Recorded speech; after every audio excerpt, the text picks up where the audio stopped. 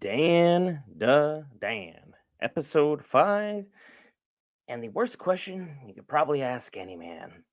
Like, where are your balls, bro? Let's talk about it.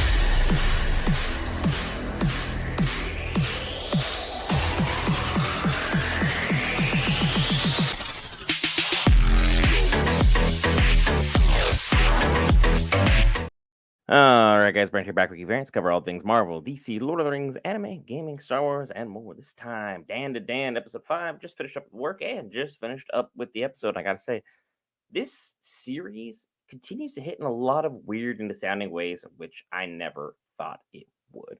For one, I haven't read, the manga. I haven't read the source material. So I'm just as genuinely shocked as anyone could be each and every week about what we're going to get to experience because of this show. And as far as things are concerned, things are really, really panning out in a positive and fantastic manner.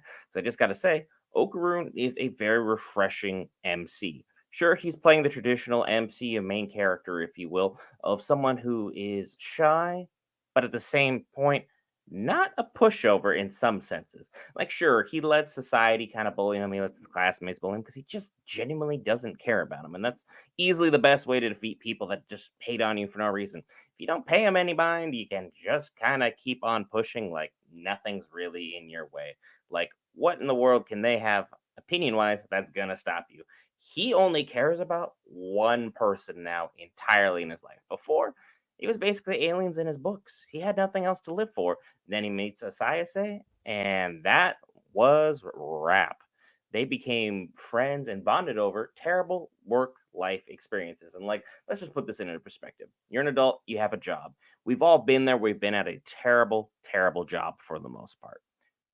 Do you ever meet that one weird, quirky coworker that you could joke to about anything? And I mean literally anything, whether it was work, whether it was life, whether it was something in between. You could just talk to them throughout, and they made your work day bearable.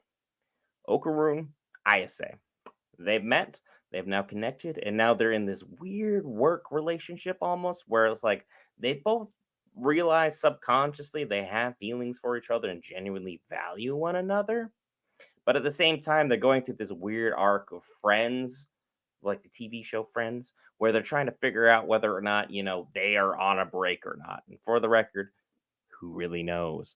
But also, they just kind of are going through the weird teenage angst that everyone kind of goes through. Like when you remember your first high school crush and you're just kind of going step by step and you're like, oh, I hope I really do that thing for her that she really likes. I hope she really notices that, I took the time to open the door for her or to help carry her books or that I make sure to compliment her when she's wearing like a new outfit kind of thing. And then, the vice versa on back. And everyone's just kind of like having this, back and forth where you spend more time honestly arguing in your own head than you do actually making actual decisions that affect everyone and everything on the outside of things. So to see that kind of come in perspective with Dan to Dan is definitely interesting. He's still kind of going through it for all intensive purposes.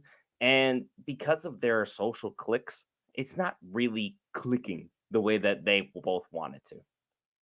Ultimately, they end up having to miss lunch because they're both thinking so much of the other they just end up crisscrossing in like this Scooby Doo chasing a villain montage where everyone's just kind of doing a ring around the rosy and just happen to miss each other. And then they end up being, sitting down kind of like it's always something in Washington. What's you've got mail where they're both sitting on a bench and they're both kind of like thinking out in space about the other. Meanwhile, they're like literally far enough I could throw this water bottle, hit them directly in the head, and be like, "Hey, what are you doing over here? I was just thinking about you," and so on and so forth. And they kind of have this weird moment because ISA's friends show up and they smack heads directly like, "Oh my gosh, you guys were making out," because teenagers, you don't really know what to pick on each other about. You just know that everyone's insecure, so you need to grab something and just kind of run with it.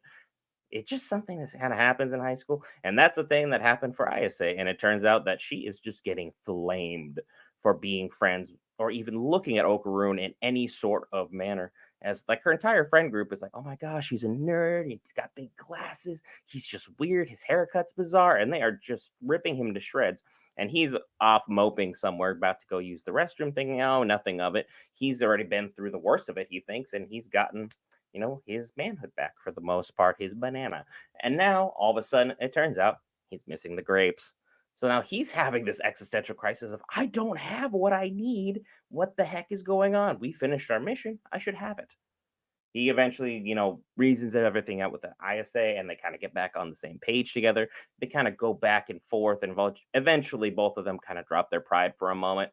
And ultimately, there was a girl that with pink hair who probably is important to the story, but I don't know enough about the manga to realize whether she is or not.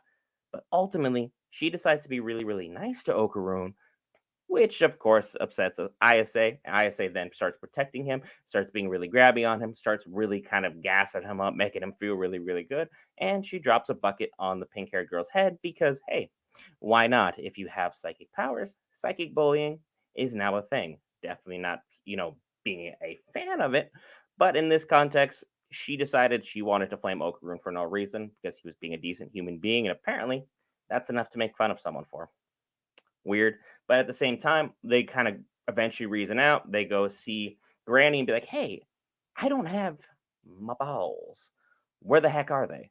And ultimately, she's kind of able to put two and two together and realize he is still cursed.